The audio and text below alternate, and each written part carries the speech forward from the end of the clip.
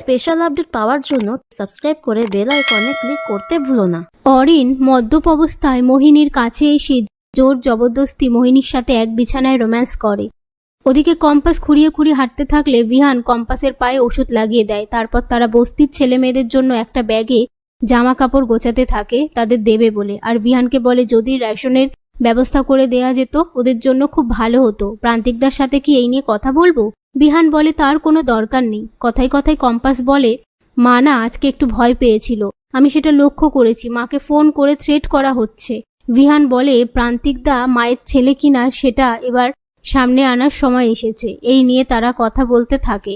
পরের দিন স্টুডেন্টরা কম্পাস কোচিং সেন্টারে যাওয়ার সময় রাস্তায় কতগুলো গুন্ডা এসে তাদেরকে ভয় দেখিয়ে কম্পাসের নামে খারাপ খারাপ কথা বলতে শিখিয়ে দেয়, না হলে তাদের বদনাম হয়ে যাবে সেই হুমকি দেয়।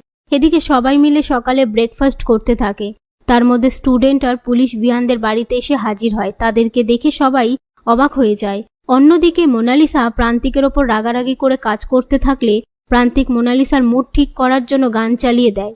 সেই গান শুনে মোনালিসা শান্ত হয়ে খুশি মনে কাজ করতে থাকে, আর প্রান্তিক সেটা দেখে।